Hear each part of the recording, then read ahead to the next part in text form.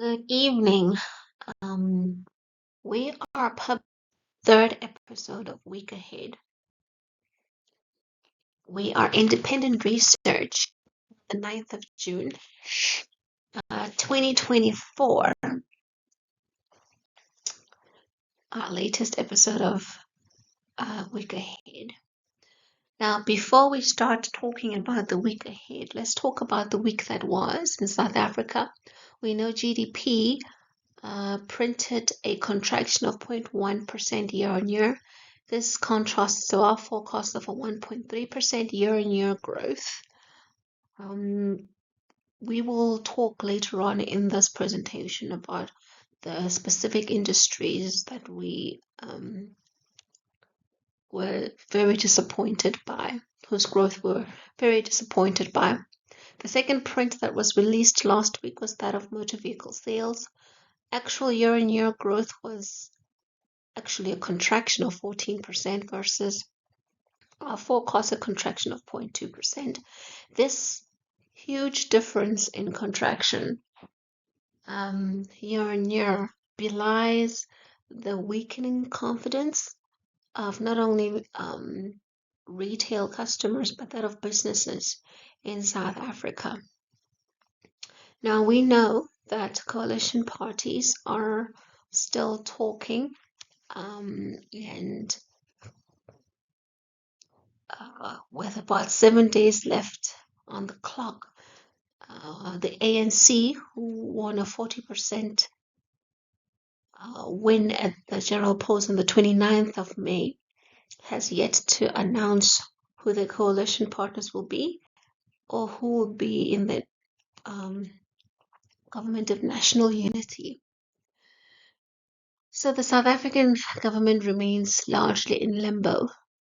This proposed government of national unity by the ANC is awash with problems because the economic freedom fighters led by a former youth leader of ANC, Julius Malema, and his representative refuse to tiptoe around the DA and will not collaborate with them. Mkhonto weSizwe MK, front-headed by Jacob Zuma, another ex-member of the ANC, wishes to change the constitution altogether. Yet the ANC has sworn to uphold the constitution, so there is a very deep shift between the two. But that shows that the romance of the Rainbow Nation is truly dwindling. Decisive action must be taken to form a government in 7 days, but the conciliatory ANC is unfortunately confronted by parties that refuse to work together.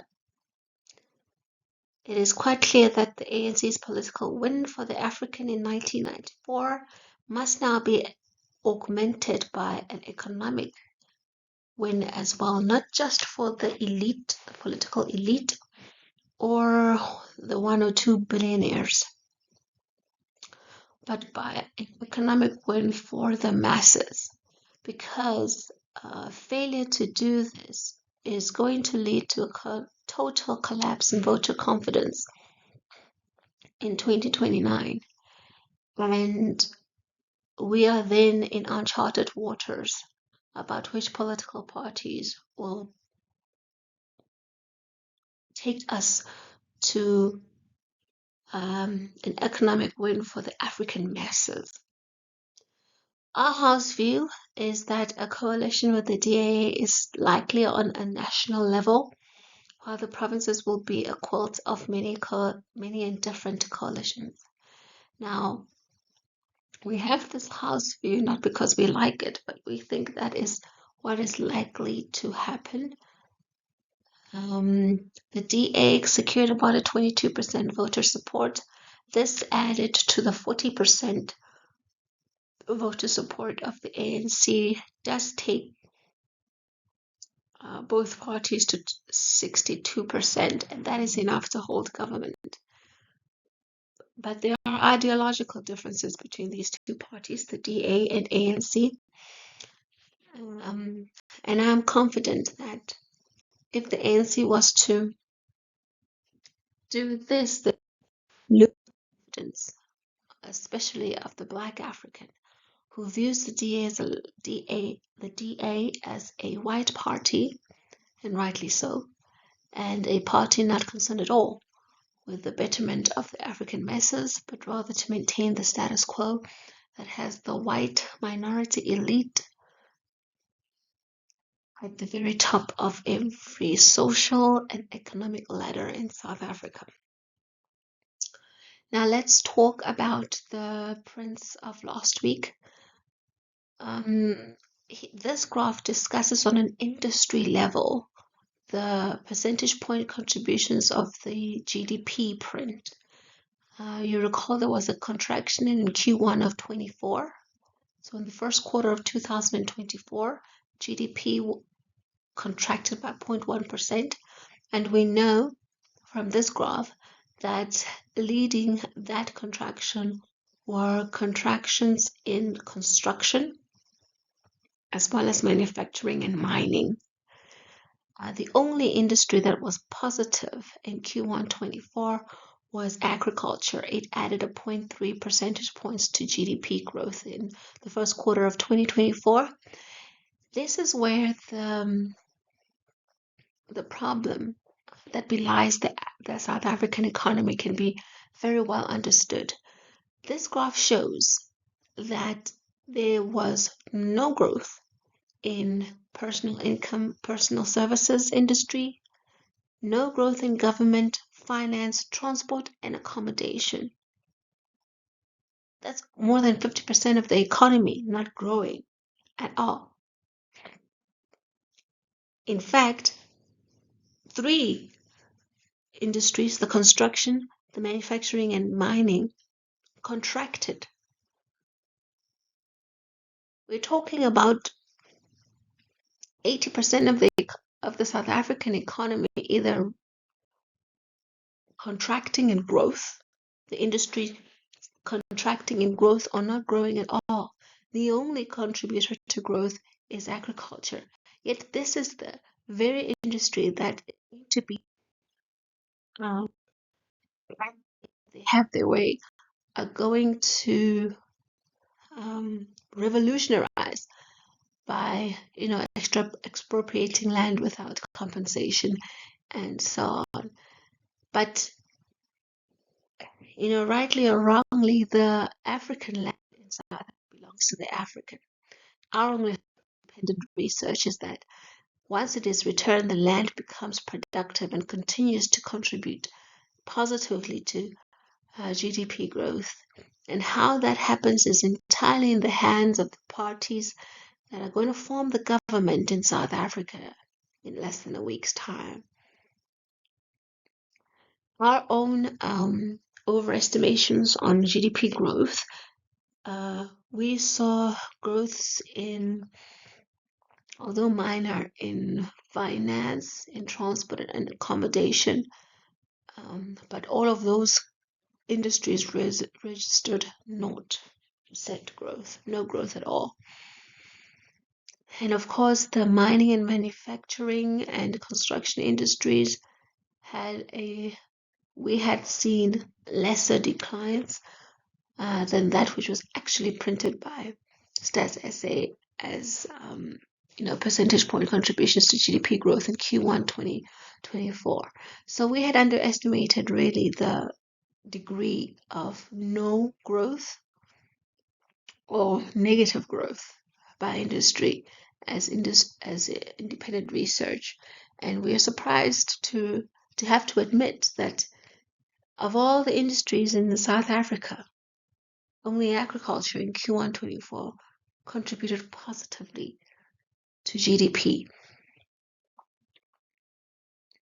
The second print that was released last week was that of motor vehicle sales, and they showed a contraction in May 2024 of 14.2%, and you can see in the graph only 1 month, April 2024, registered a positive vehicle growth. Since January 2024, all months have been printing negative vehicle growth. And that shows the declining confidence, really, by industry and by consumers alike.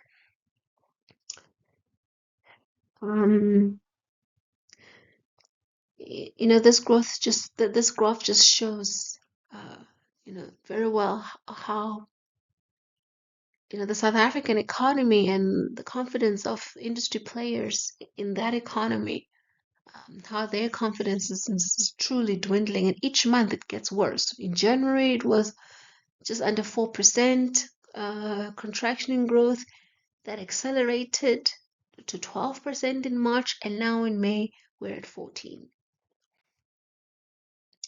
Now let's discuss the week ahead in South Africa.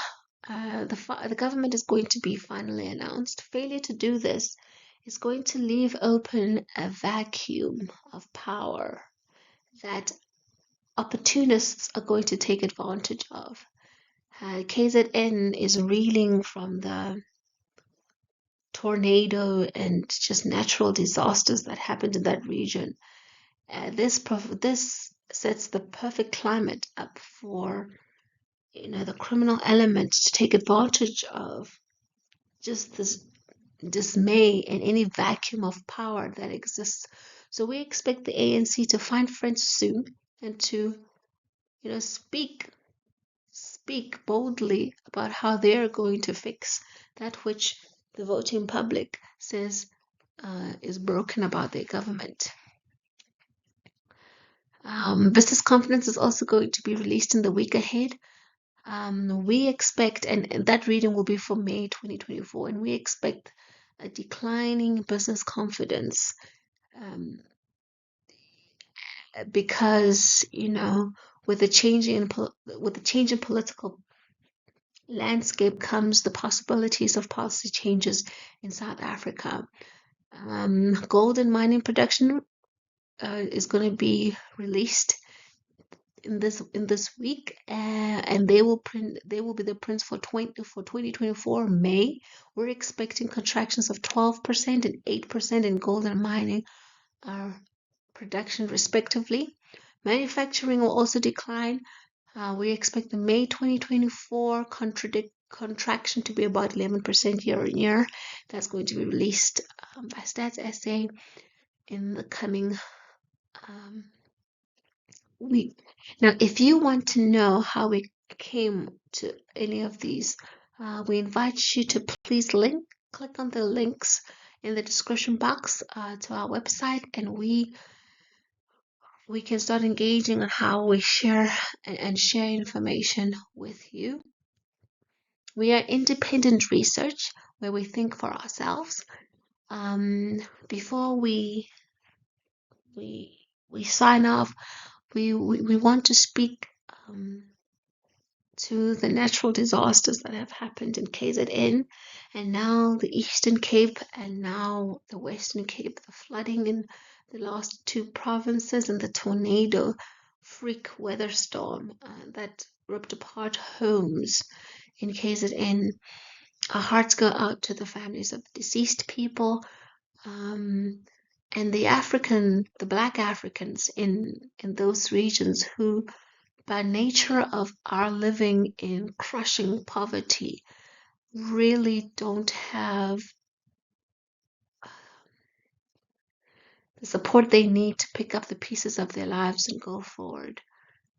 It is with a somber heart that we have to admit that in South Africa, where government fails us, now if on the other side nature is also fighting you, we as South Africans really have to start taking control of our lives and selecting a government that will help us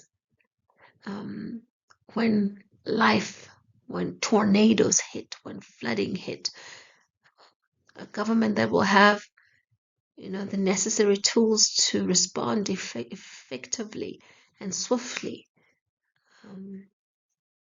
And my hope is that in under a week we will have one such government who will respond to natural disasters, but also to economic disasters.